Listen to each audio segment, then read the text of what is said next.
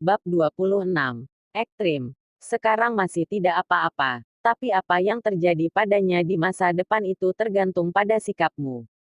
Richard, kamu jangan tidak tahu malu ya. Jennifer Wen langsung kesal. Dari awal sampai akhir, ibunya tidak pernah melakukan kesalahan apapun padanya. Pada awalnya, Richard Wen hanyalah seorang anak laki-laki malang yang tidak memiliki apa-apa selain dendam dan bakat. Ibunya yang mengambil properti keluarga dan menemaninya bekerja dalam kegelapan juga kesulitan, hingga bisa menghasilkan perusahaan yang saat ini. Tapi balasan yang diberikan Richard Wen pada ibunya adalah membawa pulang seorang pelakor dengan anak yang hanya beda beberapa tahun darinya ke rumah. Dia menjebak putrinya masuk ke penjara dan menginjak-injaknya sesuka hati. Dia menggunakannya kondisi ibunya yang sakit untuk mengancam putrinya. Jennifer, tolong perhatikan siapa yang sedang kamu ajak bicara. Dalam beberapa tahun terakhir ini kamu memangnya tidak mempelajari apa itu kesopanan. Kesopanan itu dilakukan pada orang-orang yang pantas dan tidak perlu dilakukan pada orang yang tidak pantas. Jennifer Wen mengepalkan tinjunya. Dia bahkan tidak menyadari rasa sakit di tangannya itu. Jennifer, aku untuk yang terakhir kali peringatkanmu. Berhentilah bicara yang tidak masuk akal dan sembarangan, karena kamu tidak memahami aturan dan tata krama. Malam ini, kembalilah ke rumah keluarga Wen. Aku akan mengajarimu tata krama dan sopan santun. Kalau kamu tidak datang, kamu akan menanggung akibatnya sendiri. Selesai mengatakan itu Richard Wen dengan dingin menutup teleponnya. Jennifer Wen mendengarkan nada telepon yang terputus, rasanya ingin segera membunuh lelaki kurang ajar itu dengan sebilah pisau. Karena setidaknya, ibunya dan dia adalah suami istri selama lebih dari 10 tahun. Bahkan kalau mereka memelihara hewan peliharaan, mereka harusnya bisa memiliki hubungan yang dekat, tetapi lelaki itu sebaliknya bisa dapat dengan tenang menggunakan kondisi ibunya sebagai alat tawar-menawar. Tapi, meski marah dan penuh kebencian, setelah pulang kerja, Jennifer Wen hanya bisa melakukan apa yang dikatakan Richard Wen. Dia tidak punya kesempatan untuk membantah. Di rumah keluarga Wen, Jennifer Wen ditahan di luar dan menunggu lama sebelum akhirnya diizinkan masuk. Dia berpikir, ini pasti balas dendam Richard Wen terhadapnya. Bagaimana, apakah kamu sudah belajar bagaimana berbicara dengan baik? Richard Wen berdiri di tangga, memandangnya dengan sikap merendahkan. Jennifer Wen tidak membalasnya. Kamu mencariku harusnya tidak hanya untuk mengatakan hal semacam ini kan? Dalam perjalanan ke sini, dia sudah menyiapkan mentalnya. Tidak peduli apa yang Richard Wen lakukan, dia harus bersabar dan memancingnya untuk menceritakan sebanyak mungkin berita tentang ibunya. Cepat tarik bandingmu terhadap Herin. Jennifer Wen meremas jarinya. Herin masuk ke kantor polisi karena dia sudah memfitnahku mencuri kartu. Aku tidak merasa telah berprasangka buruk padanya. Terlebih lagi, Nicholas yang mencari pengacara untuk menuntutnya. Jadi kamu tidak ada gunanya membicarakan ini denganku. Herin Liu bukan sekali dua kali mengganggunya, dan Jennifer Wen kali ini benar-benar tidak ingin membiarkannya lepas begitu saja.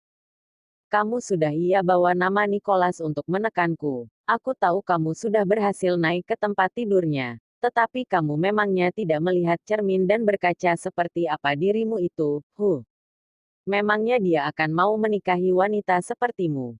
Tak tahu malu. Tak tahu malu.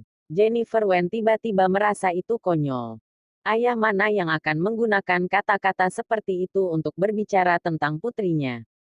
Dia orang yang tidak tahu malu. Lalu bagaimana dengan dia? Anjing tua yang lebih tidak tahu malu. Aku tidak bisa melakukan ini. Jennifer Wen sedang tidak ingin berdebat dengannya. Menyuruhnya melepaskan Herin Liu, itu tidak mungkin.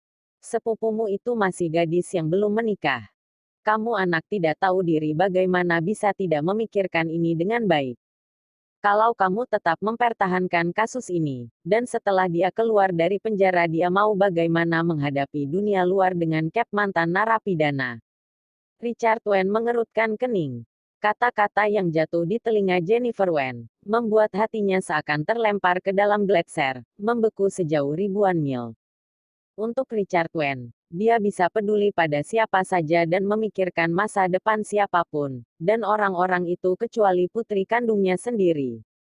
Dan seperti takut kalau Jennifer Wen akan menolak, dia dengan dingin menambahkan kata-katanya, ibumu sekarang di luar negeri. Panti Jompo mengatakan ada obat baru khusus yang bisa membuatnya merasa lebih baik. Mengenai apakah dia bisa menikmati obat baru itu semua tergantung padamu.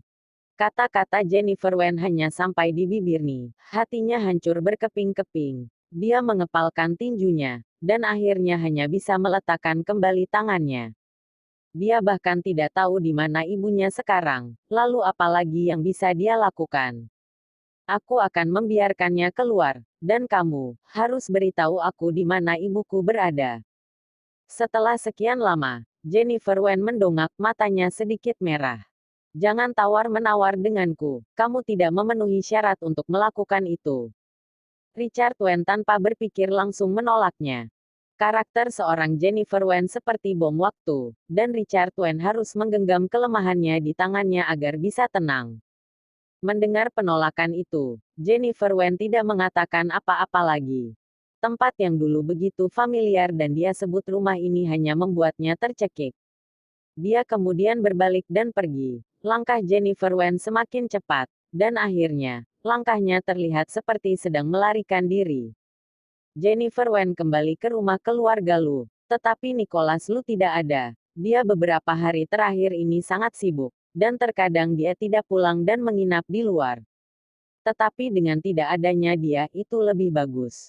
Jennifer Wen pergi ke dapur untuk mencari sebotol anggur merah, kembali ke kamar, dan duduk di dekat jendela sambil meminumnya sendirian. Dia tidak tahu cara minum. Hanya saja setelah hari ini, dia merasa seperti ada segumpal kapas di dalam hatinya. Dia benar-benar tidak tahu bagaimana cara meredakannya. Dia hanya bisa menggunakan metode ini, dan kalaupun itu bisa membuatnya mabuk dan tertidur, malah lebih baik. Karena kalau dia terus memikirkan itu, dia pasti bisa gila. Saat Nicholas Lu kembali ke rumah, hari sudah larut. Setelah berurusan dengan proyek yang agak rumit, dia juga merasa lelah. Namun, begitu dia membuka pintu kamar tidur, aroma alkohol yang pekat memenuhi wajahnya, dan lelaki itu mengerutkan kening, dengan lengkungan yang tidak menyenangkan. Jennifer Wen wanita ini, ketika dia pergi, menghabiskan harinya seperti ini. Jennifer Wen hampir mabuk. Kemampuan minumnya dari awal memang tidak seberapa. Setelah minum sebotol anggur merah, kepalanya menjadi pusing dan tubuhnya menjadi tidak terkontrol. Ketika dia mendengar suaranya, dia berdiri dengan terhuyung-huyung. Siapa? Nicholas Lu menatapnya. Sudah berapa banyak alkohol yang dia minum? Dan memangnya siapa lagi yang bisa kembali ke ruangan ini di jam segini? Berapa banyak alkohol yang kamu minum? Lelaki itu dengan tidak sabar melepas dasinya. Nicholas Lu orang yang pembersih. Dia biasanya paling membenci orang mabuk. Melihat Jennifer Wen sudah mabuk ini, dia berpikir untuk melemparnya ke kamar tamu. Namun, sebelum melakukan itu, Jennifer Wen berjalan dengan linglung dan terhuyung, mencoba melihat siapa orang itu. Piyama longgar miliknya terbuka karena gerakan tubuh yang tidak terkendali, memperlihatkan area kulit yang cerah dan lembab. Nicholas Lu menatapnya, dan merasa mulutnya sedikit kering. Tapi, dia tentu tidak begitu lapar sampai harus melakukan itu dengan wanita yang sedang mabuk. Sambil memikirkan tentang itu, Nicholas Lu berbalik dan pergi. Lupakan saja, dia saja yang tidur di kamar tamu malam ini. Stop. Jennifer Wen salah mengenali orang, menganggapnya sebagai Richard Wen. Dia jadi langsung menyerangnya. Dengan air mata bercucuran bertanya, kenapa memperlakukanku seperti itu? Di matamu mereka semua manusia, lalu aku bukan harus bagaimana sampai kamu mau melepaskan aku? Katakan padaku.